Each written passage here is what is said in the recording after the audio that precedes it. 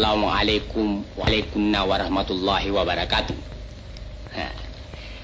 Sidang penonton yang dihormati, cerita ini dikhaskan kepada orang-orang yang ada menonton di dalam panggung ini saja. Orang-orang yang tak mau menonton filem ini, hidupnya tak cukup syarat. Tak lama matilah dia. China kerah J20 Mighty Dragon ke Laut China Selatan. Bersediakah TUDM? Pada 31 Mei lalu, China hanya menghantar pesawat-pesawat pengangkutnya yang perlahan iaitu Y-20 dan Ilyushin 76 ke zon maritim Malaysia ZMM. Maka TUDM perlu bersedia kerana selepas ini mereka mungkin akan berhadapan dengan pesawat-pesawat termoden negara itu J20 Mighty Dragon di Laut China Selatan. Memetik daripada sumber portal pertahanan nombor 1 Defense Security Asia, Tentera Udara Diraja Malaysia TUDM perlu bersedia kerana tentera China telah pun mengerahkan jet pejuang paling modennya J20 Mighty Dragon untuk tugas-tugas di Laut China Selatan yang sebahagian besar didakwa sebagai miliknya. Jika pesawat Hawk kita boleh memintas pesawat-pesawat pengangkut Y-20 dan Ilyushin 76 di dalam insiden pada 31 Mei lalu, bagaimana pula jika terpaksa berhadapan dengan pesawat generasi kelima dan termoden China J20 Mighty Dragon itu pula? Laporan tentang kehadiran J20 di Laut China Selatan itu juga menyusul tentang laporan media China tentang latihan-latihan pengeboman di lokasi yang tidak dinamakan di Laut China Selatan dilakukan oleh pesawat-pesawat pengebom terkini negara itu H-6J. Pesawat pengebom itu turut mengugurkan periuk-periuk api di dalam latihan itu yang berkemungkinan menunjukkan senario cubaan China untuk menawan sesebuah pulau atau betting di Laut China Selatan ataupun Taiwan. Pemodenan dan peningkatan keupayaan TUDM dan ATM secara keseluruhannya tidak harus ditangguhkan lagi. Okey, kita berbalik tentang kerahan pesawat generasi kelima China itu untuk tugas di Laut China Selatan. Ia diketahui menyusuli laporan oleh syarikat pembuat pesawat J20 iaitu Chengdu Aircraft Industrial Group tentang bermulanya pembuatan secara besar-besaran mass production pesawat itu.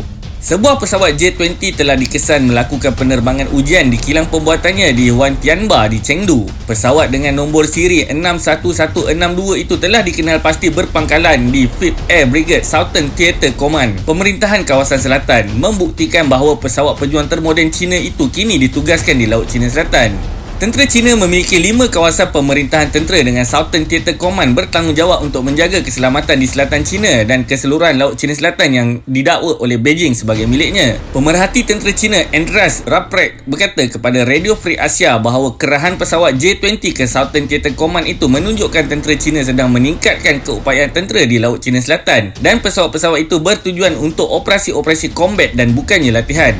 Seorang lagi penganalisis, Colin Koh daripada S. Rajaratnam School of International Studies di Singapura pula berkata tindakan China itu sememangnya tidak memeranjatkan kerana Southern Theatre Command itu sememangnya bertanggungjawab untuk operasi tentera di Taiwan dan Laut China Selatan sejak beberapa tahun kebelakangan ini. Beijing menurutnya telah memulakan pembuatan besar-besaran pesawat J20 dengan motif untuk melengkapkan lebih banyak skuadron tentera udaranya.